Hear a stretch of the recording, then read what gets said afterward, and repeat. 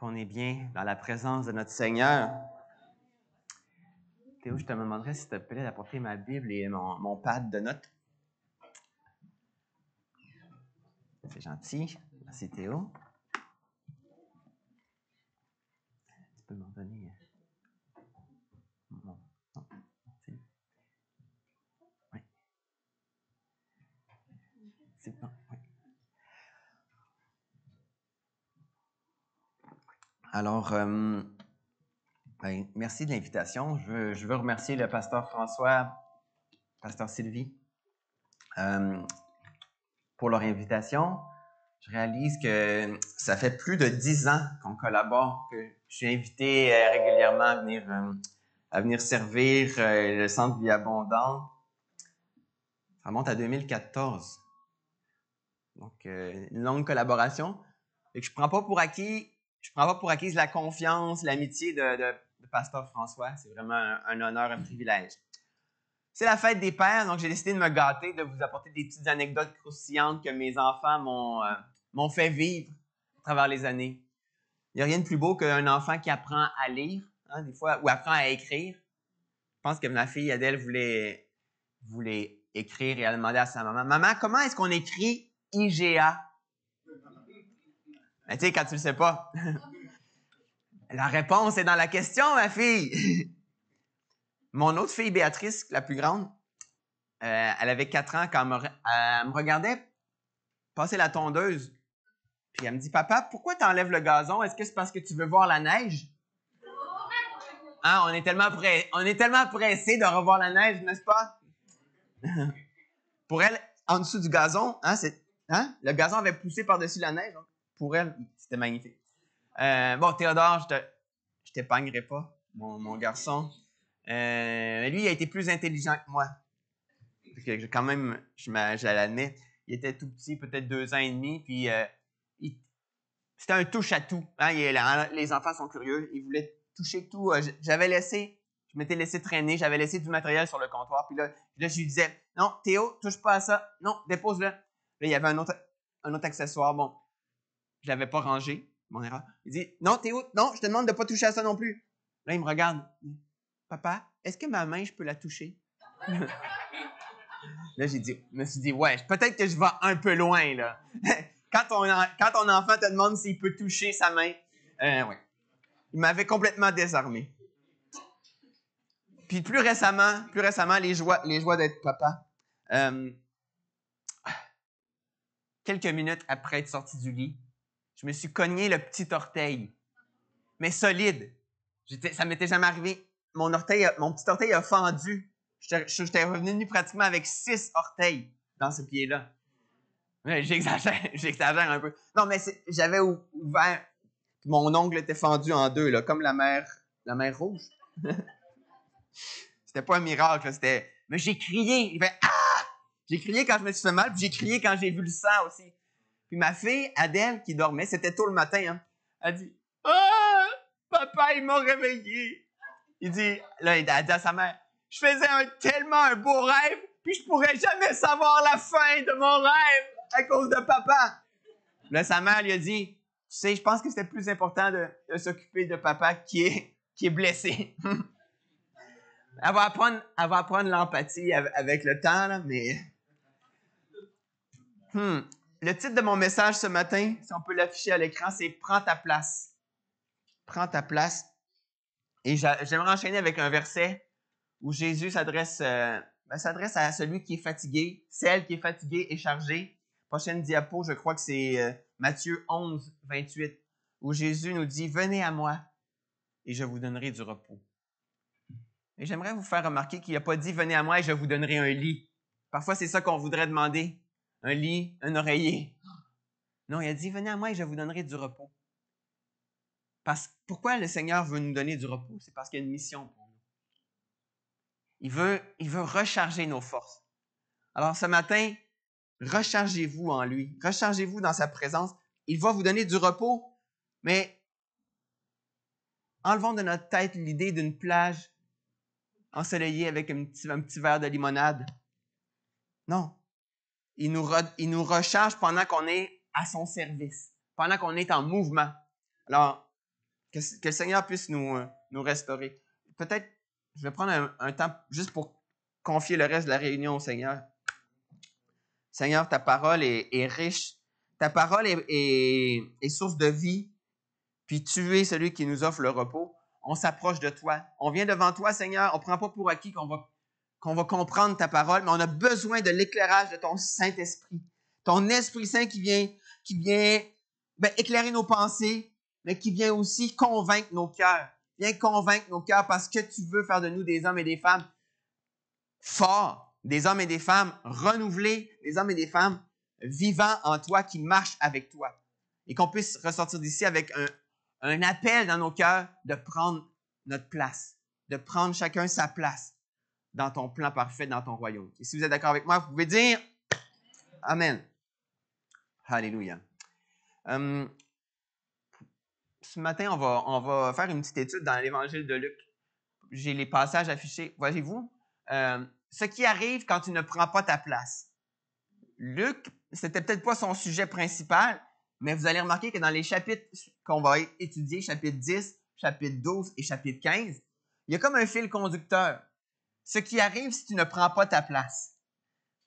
Alors, peut-être avant d'aller plonger dans le texte, je veux vous dire que j'ai étudié en psychologie. Je suis pasteur aussi au Carrefour chrétien de la capitale. Mais avant de devenir pasteur, j'ai étudié en psychologie. J'aime la psychologie. J'ai fait un bac. Je continue de lire des ouvrages de psychologie. Mais je veux vous dire que Jésus ne fait pas de psychologie. Tout comme il ne pratiquait pas la médecine. Jésus ne pratiquait pas la médecine. Il guérissait les gens. Puis il ne fait pas de psychologie parce qu'il s'adresse directement à l'esprit de la personne. Contrairement au psychothérapeute, Jésus connaît déjà nos pensées et nos émotions avant qu'on les exprime. Il connaît déjà. Et il dit dans Apocalypse 3:20, « Voici, je me tiens à la porte et je frappe. Si quelqu'un entend ma voix et ouvre la porte, j'entrerai chez lui. Je souperai avec lui et lui avec moi. » Est-ce qu'on a un grand Seigneur? Est-ce qu'on a un grand Sauveur? Seigneur, toi, tu vois au fond de nos cœurs. Qu'est-ce que tu veux nous dire aujourd'hui, en ce dimanche de la fête des Pères? On va entendre sa parole ce matin. Alors, ma première exhortation, c'est de prendre ta place. Prends ta place pour servir le Seigneur avec joie.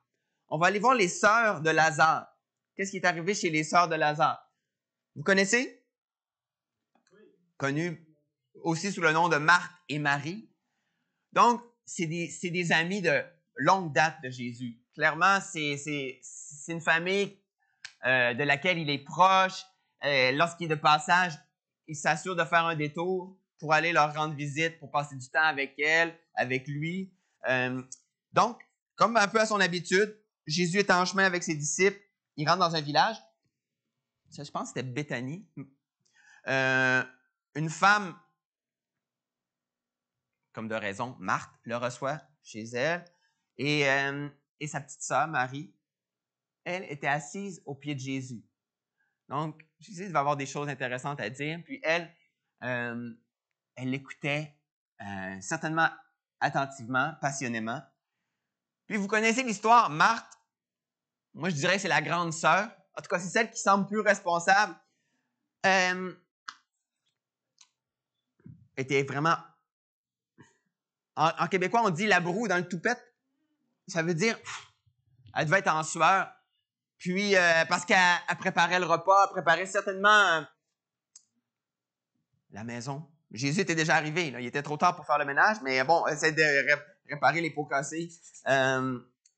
Puis, elle vient voir Jésus. Elle dit, « Seigneur, ça te fait rien de voir ma sœur qui me laisse toute seule à tout faire? Dis-lui donc de m'aider. » En québécois, « Dis-y donc de m'aider. » Dites avec moi, « Dis-y donc. » « Dis-y donc de m'aider. » Okay. C'est du québécois. Cool.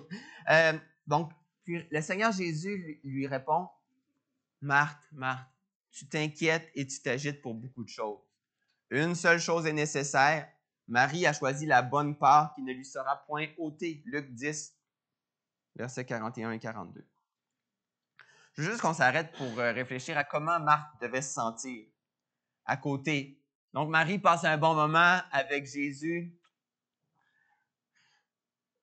Je ne sais pas, Marthe, s'il avait une cuisine, comment leur maison était faite.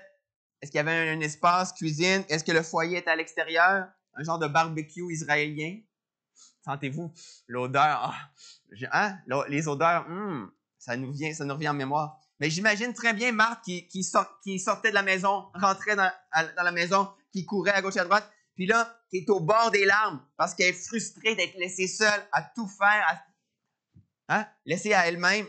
Puis Jésus lui demande, Marthe, est-ce que tu es en train de pleurer? Puis Marthe, il dit, non, c'est la fumée du barbecue, là.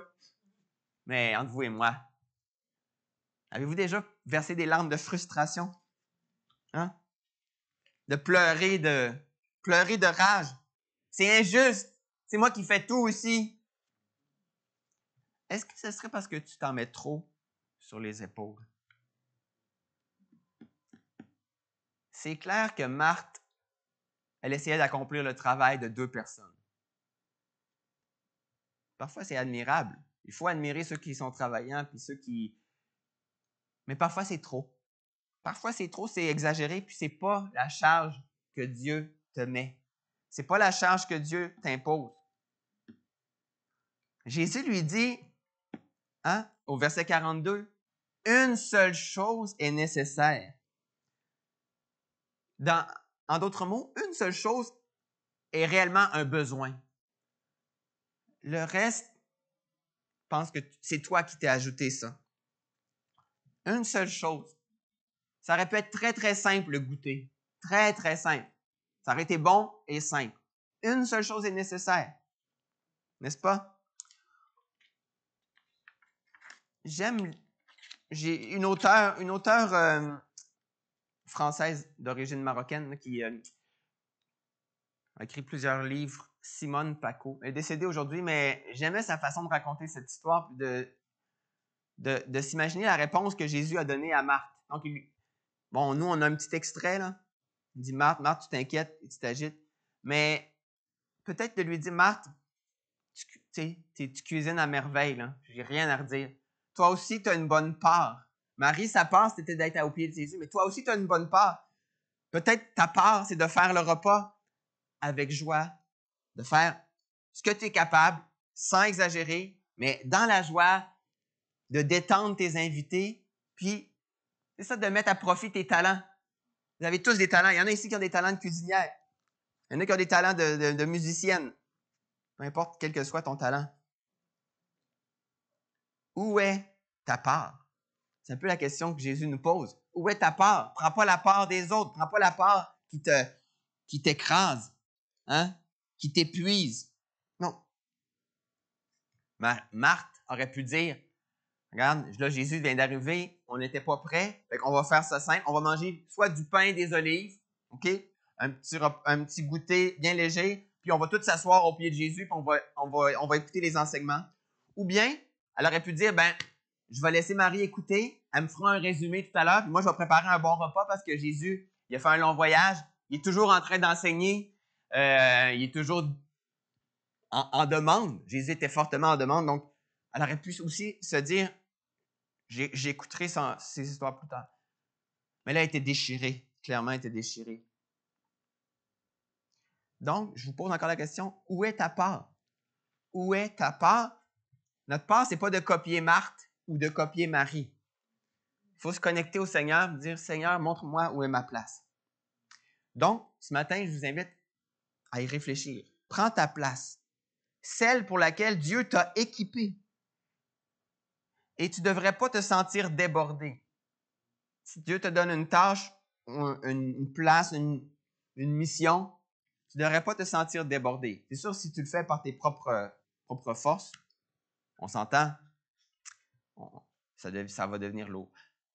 Veux-tu obéir au Seigneur?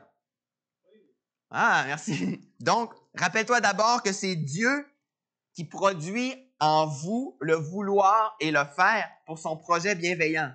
Philippiens 2,13. Si on se rappelle ça, Seigneur, je veux obéir, mais je compte sur toi parce que ta parole nous dit que c'est toi qui produis en moi le fait de vouloir, puis la capacité de faire pour ton projet bienveillant.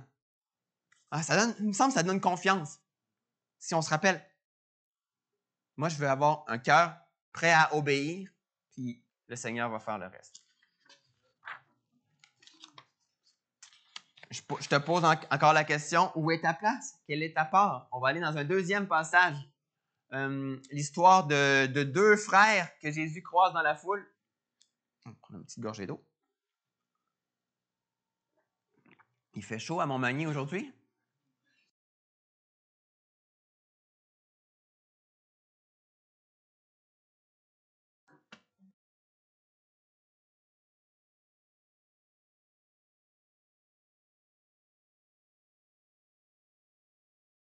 Quelqu'un dit à Jésus du milieu de la foule, « Maître, dis à mon frère de partager avec moi notre héritage. » En québécois, « dis-y donc. » Hein?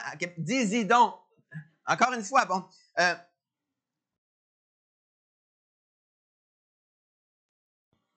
Qui m'a établi pour être votre juge ou pour faire vos partages? Là. Le même mot. Méristes, partage. Vous voyez, Jésus a dit à Marthe, Marie a choisi la bonne part. Ici, le monsieur, il réclame sa part. On est encore dans Luc, juste 2 chapitres plus loin. On parle sensiblement du même sujet. Et encore une fois, dans la même façon, Jésus répond de la même manière. Marthe, vous vous rappelez, Marthe, elle a demandé à Jésus, « Dis-y donc. » Est-ce que Jésus lui a dit à Marie, « Lève-toi puis va aider ta sœur. » Non. Le monsieur ici lui demande à Jésus, « Dis-y donc. » Et Jésus répond par la même façon. C'est pas moi qui va prendre ta place. En d'autres mots, Jésus préfère rester en dehors de tout ça. Puis, avec raison. J'ai une petite anecdote. Imaginez le créateur du monde. Imaginez le créateur du monde qui vient visiter le magnifique jardin qu'il a créé en Éden. OK? Puis là, il y a Adam et Ève qui viennent le voir pour lui dire, « Peux-tu dire à ma femme de changer? Peux-tu dire à mon mari de changer? Je suis plus capable. Seigneur, ça va mal dans notre couple. Oui, je me suis engagé, mais je suis plus capable. Dis-lui de changer.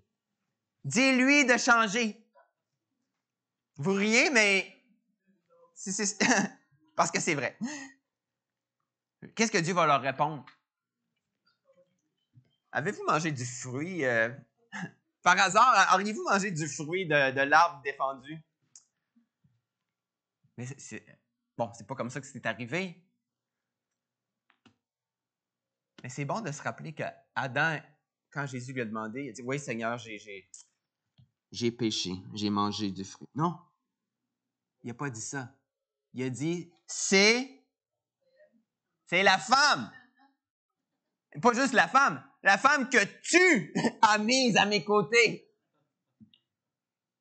Est-ce qu'Adam a pris sa place? Adam n'a pas pris sa place. Il s'est lavé les mains, il s'est esquivé. Il a abdiqué. Donc, c'est important de prendre sa place, la place que Dieu nous appelle à occuper. Prendre notre place sans accuser les autres. Hein? Parce que si on ne prend pas notre place, après les autres prennent notre place, puis là, on va être vexé. Ah ben là, c'est pas juste. C'est du genre, ben là, tu as fait le souper, mais je voulais le faire. Ben, il est 8 heures du soir, puis il n'était pas fait ton souper. Fait que, ah, mais pourquoi tu as fait le souper? Je voulais faire. Ben, c'est caricaturé, mais on va être fâché parce qu'on n'a pas pris notre place. Puis on peut tomber dans le piège d'accuser les autres. Ben, revenons à ce monsieur. C'est exactement ce qu'il a fait. Il vient se plaindre à Jésus parce que son frère refuse de partager. Monsieur, à ce que je sache, j'ai rien à voir avec votre conflit. Puis vous me demandez de prendre parti. OK? Est-ce que Jésus travaillait pour la cour des petites créances? Hein? Est-ce qu'il était le juge de la cour municipale ou des petites chicanes? Il prend le Seigneur des Seigneurs, il veut l'utiliser pour régler sa petite chicane. Mais Jésus va lui indiquer le vrai problème. Dans les versets qui suivent, on n'ira pas nécessairement en profondeur, mais si vous voulez lire, on voit que Jésus connaît le vrai problème de ce gars-là. C'est pas tant une question d'héritage puis de partage équitable des finances. Le vrai problème est dans le cœur. Sa soif de richesse. Jésus s'est jamais gêné pour nous montrer notre égoïsme. Hein? Il nous ménage pas parce qu'il veut nous rendre libres. Je me demande si on était moins centré sur notre moi, hein, c'est ça l'égoïsme, égo, ça veut dire moi. Si on était moins centré sur notre moi, peut-être qu'on serait moins stressé aussi. Ça serait moins lourd. On serait moins pressé d'obtenir la reconnaissance des autres. Peut-être même qu'on se sentirait moins seul. Nos petits problèmes peuvent nous distraire de notre réel problème. Ça me rappelle un jour, mon épouse et moi, on était invités à aller faire du ministère dans la Beauce, mais au fin fond de la Beauce, près de la frontière américaine. Et je pense que c'était une des premières fois qu'on y allait, alors qu'on avait entré une adresse dans notre GPS, dans notre application, dans notre téléphone. Puis, je pense que c'était en plein hiver. Il faisait noir, il y avait de la neige.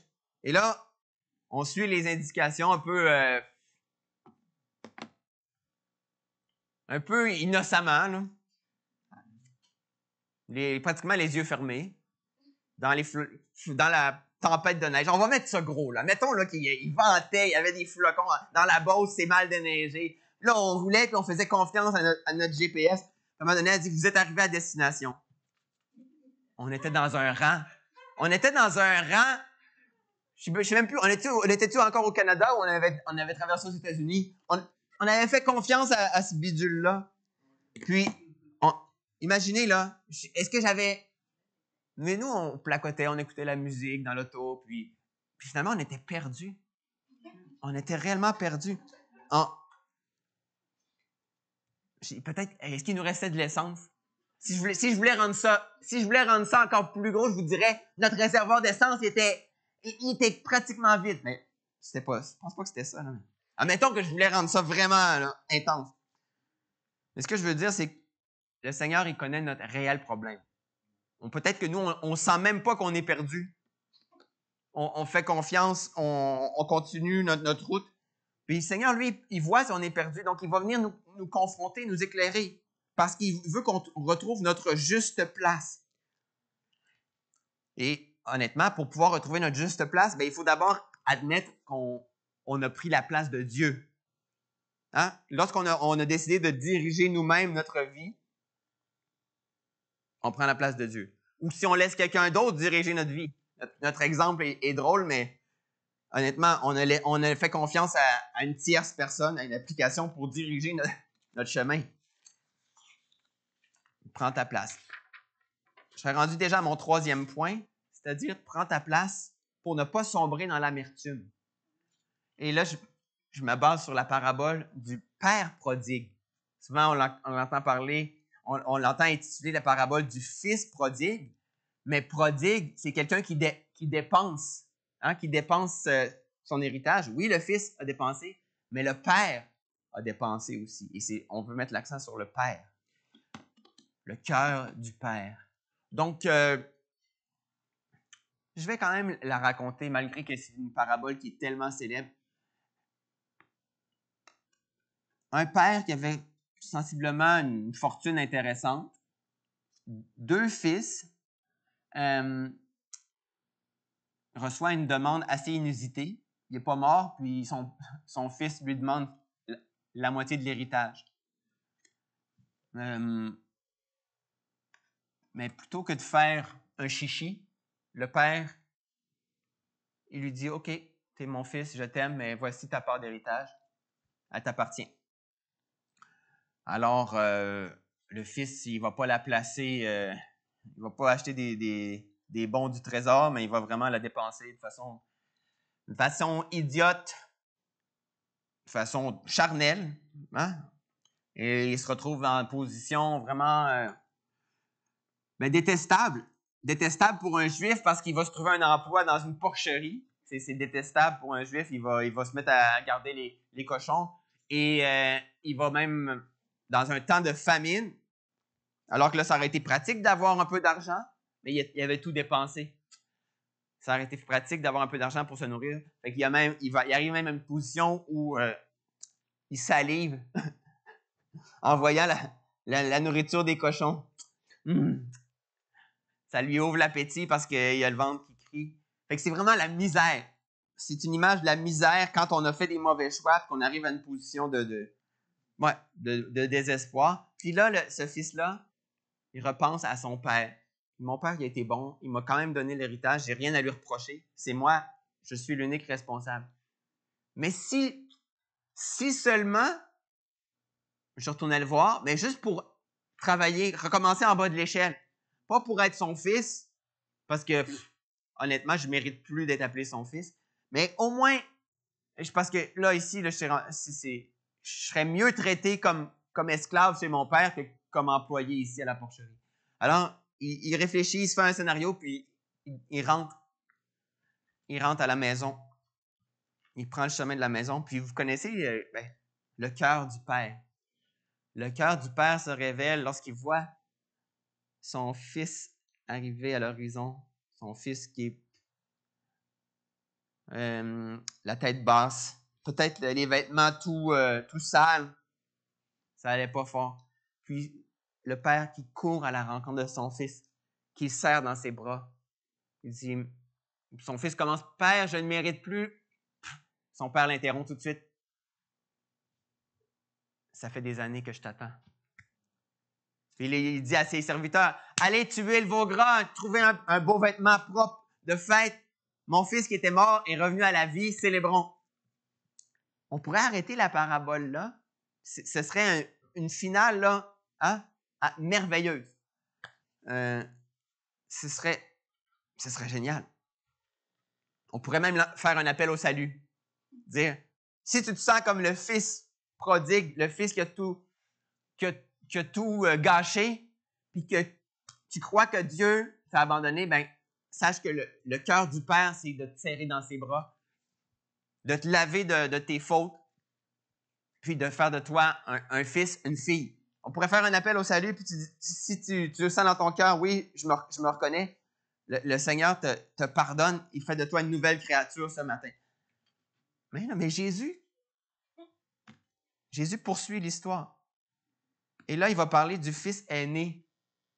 Le fils aîné, je l'ai dessiné en bas à droite. C'est pour moi qui l'ai dessiné, mais j'ai ajouté son image. Le fils aîné qui était dans les champs, puis là, il revient, il entend du brouhaha. Voyons, qu'est-ce qui se passe? Est-ce que les Oilers d'Edmonton ont gagné? Ça crie, ça chante.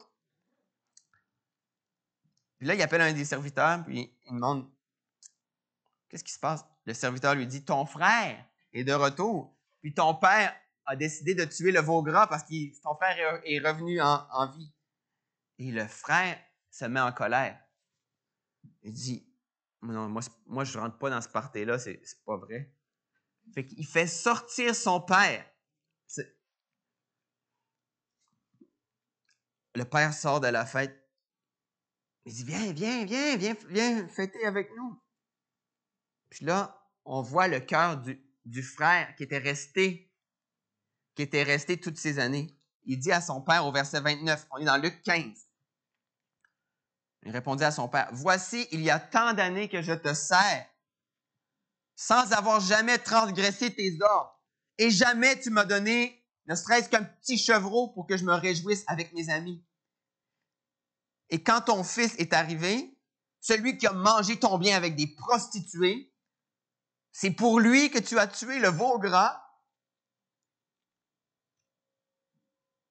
Et verset 31, le père lui répond, « Mon enfant, tu es toujours avec moi, et tout ce que j'ai est à toi. » Prends ta place. Prends ta place. C'est tout ce que je te demande.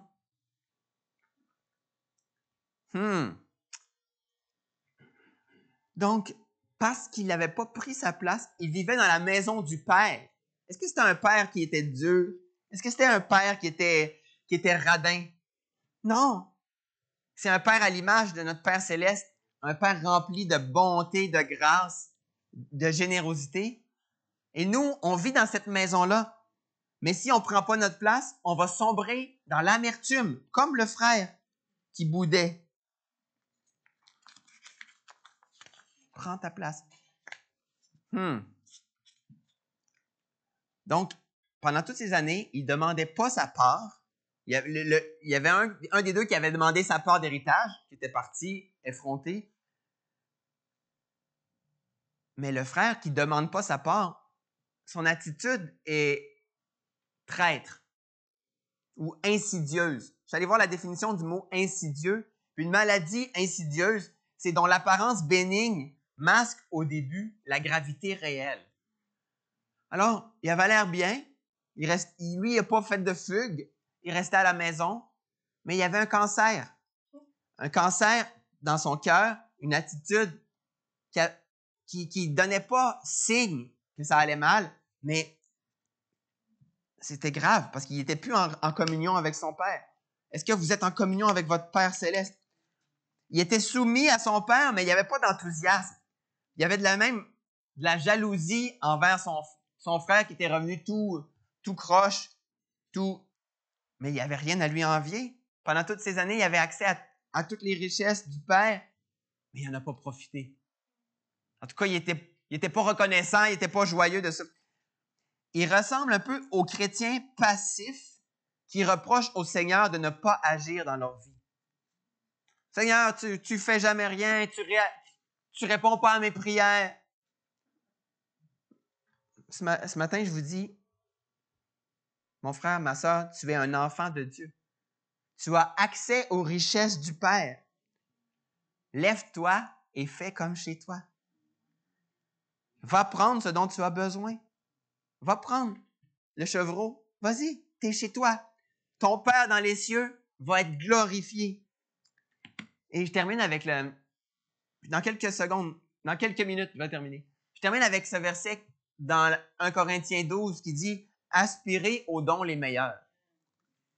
Est-ce que c'est si loin de nous? Est-ce que c'est si inatteignable? Aspirer aux dons spirituels, aux dons du Père. Hein? L'auteur de l'Épître aux Hébreux, dans Hébreux 2,4, va dire les dons de l'Esprit Saint répartis selon sa volonté. Et il utilise encore le même mot que la part. Où est ta part? La part que Marie avait choisie, la part que les messieurs se chicanaient, la part que le fils prodigue a réclamé. Et Jésus dit, notre part, dans Hébreux 2,4, notre part, c'est les dons. Les dons que Dieu a fait à chacun de ses enfants par le Saint-Esprit qui vit en vous. On a tous reçu une part. On a tous reçu une part du même gâteau, si je peux me permettre l'expression. Oui, mais lui, il y a plus de crémage, il y a plus de glaçage sur son morceau. Non, c'est le même gâteau, c'est le même glaçage. Alors pourquoi certains se montrent jaloux de la part que le frère a à côté? On a tous part à la même relation avec Dieu. On a tous part aux dons qu'il répand selon sa volonté. Je vous amène à réfléchir. C'est quoi ma part? Quel rôle le Seigneur m'appelle à jouer dans l'Église, dans ma famille? Quel rôle? Seigneur, tu m'as appelé, tu m'as choisi pour te servir, donc tu ne fais pas les choses au hasard. Et qu'est-ce qui pourrait arriver si on commençait à se réjouir de notre part? Dis, Seigneur, tu m'as créé comme je suis, avec mes qualités. J'ai pas toutes les qualités, j'ai pas toutes les forces, mais tu m'as donné des qualités, une valeur Puis c'est suffisant pour que je puisse te servir. Je termine avec cette pensée que si notre Seigneur a démontré une chose pendant son ministère sur terre, c'est bien sa compréhension du problème de l'homme, de la femme, de l'humanité. Il comprenait bien. Il voyait dans nos cœurs, on l'a dit en début de message. Il a été témoin de nos excès, il a été témoin de nos critiques, de nos déboires. Et tout ça, de ses propres yeux, lorsqu'il marchait avec ses disciples, il savait fort bien qu'elle allait devoir payer la rançon en versant son propre sang. C'était déjà tout à fait noble de sa part. On aurait pu juste le remercier de donner sa vie à la croix. Mais il s'est impliqué.